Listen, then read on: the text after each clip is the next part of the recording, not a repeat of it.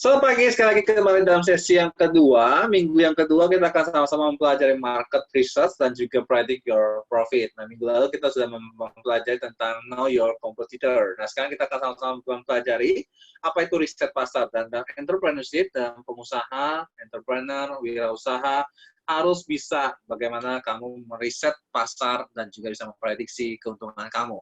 Ya, nah sebelum kita memprediksi atau meriset, bagaimana cara kita tahu bahwa kalau produk kita yang diminati itu diminati oleh calon pembeli? Seperti apa sih caranya gitu ya?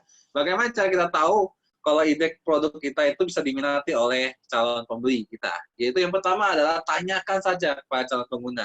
Kalau misalkan kamu buat sesuatu gitu ya, apakah kamu suka dengan produk ini, produk ciptaan saya? Ya, tanya langsung kepada calon pembeli.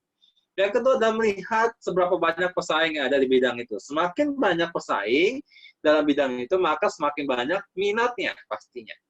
Banyak yang membuat, artinya semakin banyak orang yang juga meminat, ya suka dengan produk kalian. Nah, contohnya saja kamu lihat gambar ini, bebek. Apa saja restoran yang punya bisnis bebek? Bebek Kalio, betul ya?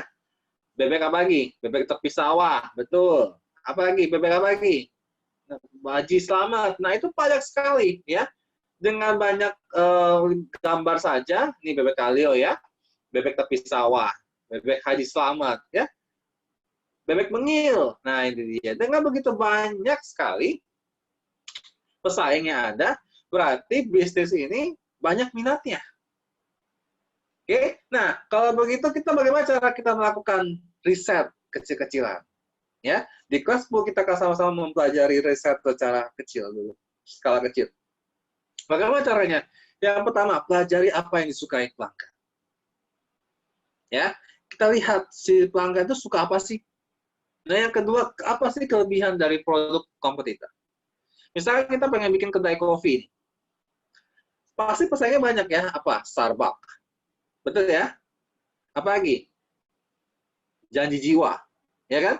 Nah, kita lihat apa sih yang disukai pelanggan, kopi apa sih yang disukai? Manis, pahit. Kelebihannya apa sih dari Starbucks? Kelebihannya apa sih dari janji jiwa?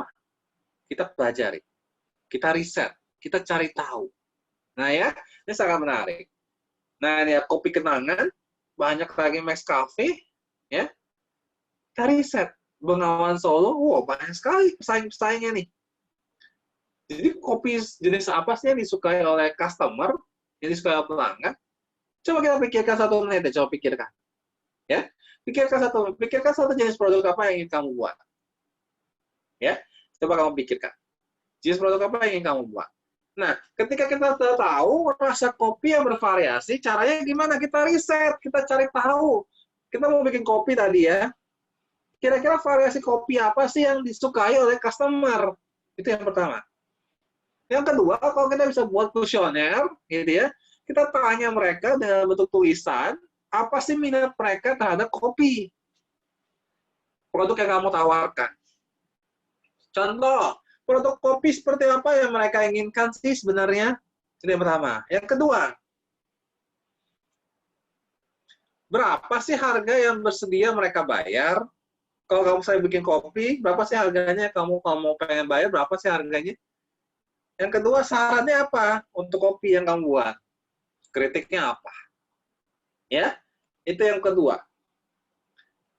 Oke, nah sekarang kita tanya gitu ya, itu bakal riset. Sekarang kita memprediksi keuntungan kita. Predict your profit. Salah satu tolak ukur keberhasilan bisnis adalah keuntungan yang kita terima. Cara gimana? Cara kita menghitung selisih antara omset dengan semua biaya yang kita keluarkan. Contoh, dalam 1 hari ada 100 pelanggan. Masing-masing beli kopi kita harganya 30.000. Berarti omset kita berapa? 3 juta. Dalam 1 hari ada 100 gelas kopi. 1 gelasnya itu 5.000. Berarti pengeluaran kita ada berapa? 500.000. Ya, ini 3 juta. Ini 500.000. Oke. Nah, kalau begitu omset dikurangi pengeluaran disebut dengan profit. Omset kita bukan profit ya. Omset kita dikurangi dengan pengeluaran. 3 juta dikurangi 500.000 berarti 2 juta 500. 500. Nah, kalau begitu seringkali jadi kesalahan fatal. Seringkali kita boleh tulis tulisan biaya, tapi kita lupa sampai pengeluaran kita kok semakin lama kita sudah ngitung nih keuntungan kita 2.500.000, tapi kok hasil uangnya cuma 2 juta. Ternyata yang dikeluarkan tuh lebih jauh lebih besar dibanding apa yang kita sudah tulis, kita rencanakan. Makanya disebut dengan biaya gaib. Apa saja? Kita kasus kedai kopi misalkan, biaya kopi apa saja kita udah tulis macam-macam, bubuk kopi, air panas, gula, gelas, semua kita udah tulis. Ya, sudah kita tulis, tapi ternyata kita lupa. Ada biaya promosi, ada biaya transportasi kirim, ada biaya listrik, ada biaya gaji, tulis biaya parkir, kamu pergi ke beli produk, beli bahan baku ya kan, kamu parkir 5.000, kamu lupa, kamu catat. Itu disebut dengan biaya-biaya yang perlu kamu ingat, biaya-biaya lain. Contohnya kita lihat kayak gini, proyeksi Taugo. Ya, kita kasih contoh. Nah, kita lihat nih, mereka sudah bisa bikin seperti ini, ya. Ada transaksi per harinya berapa, satu harinya itu berapa BEP-nya, ya. Kalau penjualannya rendah, penjualannya sedang, penjualannya tinggi berapa, harga jualnya berapa, 1.600. Total biaya salesnya berapa? 10 juta. Ya, nah ini HPP-nya berapa? Ya, 4 juta, maka profit kamu berapa? 6.492.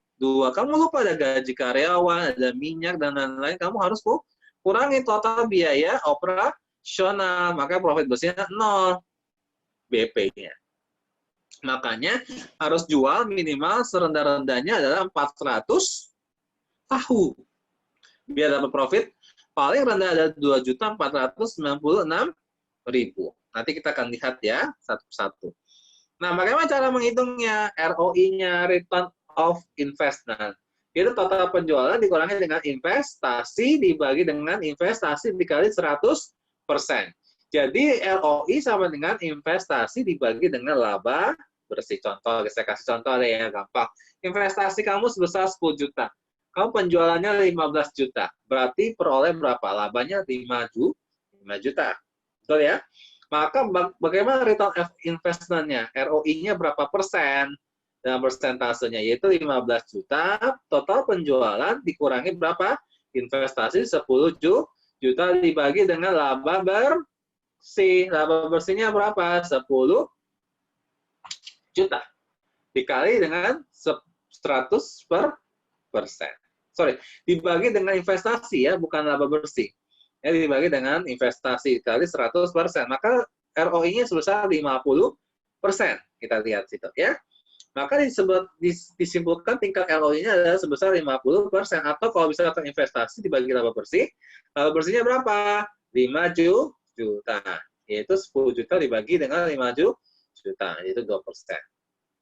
Nah, kita lihat nih ya, biaya-biaya yang lain kita nggak tahu nih, gerobak berapa, ya kan? Ada kompor, ada selang gas, tabung gas melon, ya kan? Pematik api, itu banyak sekali biaya-biaya yang harus kita keluarkan. Nah, kita catat dengan baik-baik. Gitu ya. Nah, hitung BEP-nya berapa? Cara menghitung BEP. Biaya tetap dalam 1 bulan sebesar 140 juta. Yang dari apa ya? Dari biaya gaji, pegawai, dan pemilik dia sebesar 75 juta, biaya penyusutan mobil sebesar 1.500.000, ini biaya sewa pabrik sebesar 30 juta, biaya sewa gedung sebesar 18.500.000, asuransi 15 juta. Nah, biaya variabel per unitnya berapa?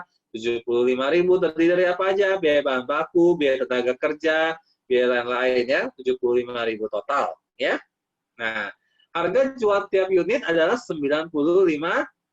Bagaimana caranya kita menghitung? Nah, biaya tetap, harga per unit dikurangi biaya variabel per unit. Sekali lagi, harga tetap dikurangi biaya variabel, harga per unit dikurangi biaya variabel per unit. Contohnya, biaya tetap berapa? 140 juta.